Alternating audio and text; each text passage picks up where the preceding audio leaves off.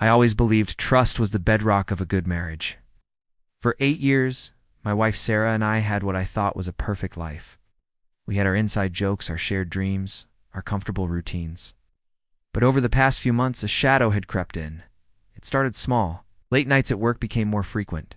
Her phone, once left casually on the counter, was now always screened down or in her pocket. When I'd ask about her day, her answers became vague, clipped. I tried to ignore it, told myself I was being paranoid, insecure, just stressed.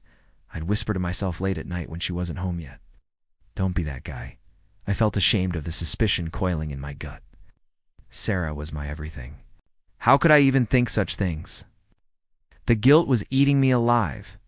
I was becoming distant, moody, and I could see the confusion in her eyes when I'd pull away. The irony was suffocating. My fear of losing her was pushing her away. Finally, I couldn't take the uncertainty anymore. I needed to prove myself wrong. I needed to silence the voice in my head once and for all so I could go back to being the loving husband she deserved. So I did something I never thought I would do. I hired a private investigator.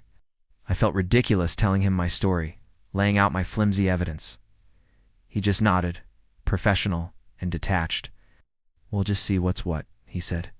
I handed over the deposit, my hand shaking, feeling like the world's biggest fool. I genuinely hoped he would call me in a week, tell me she was just taking extra yoga classes or meeting her sister, and charge me for my own peace of mind.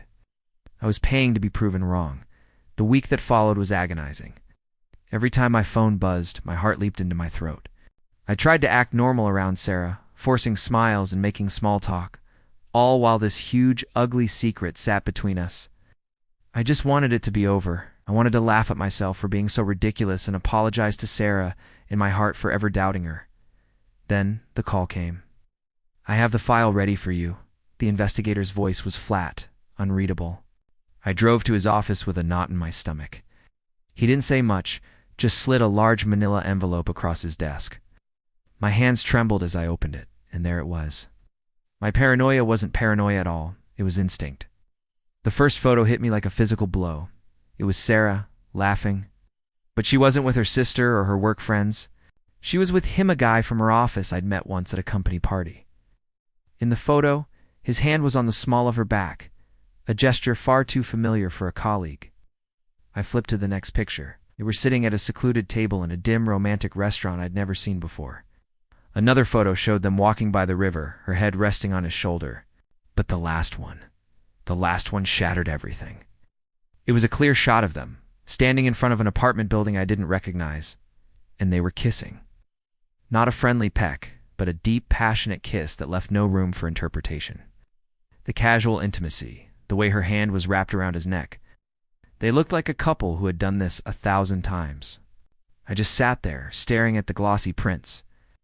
The world went silent. There was no rage, no shouting, just a profound, hollow emptiness. The man I was paying to prove my paranoia wrong had just handed me photographic evidence that my world was a lie. He had proven me so right. And in that moment, staring at the smiling face of the woman I loved in another man's arms, I'd never wished so hard to be wrong. The trust wasn't just broken, it was obliterated, and I knew, looking at those photos, that nothing would ever be the same again. Thanks for listening to my story. If you've ever been through something similar, know you're not alone. Hit that subscribe button for more real-life stories.